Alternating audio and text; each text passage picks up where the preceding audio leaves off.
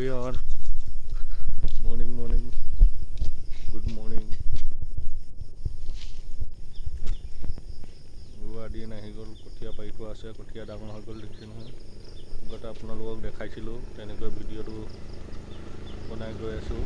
আপোনালোকে চাই যাব কেনেকৈ ৰুৱে, কেনেকৈ ধান খেতি কৰে। এয়া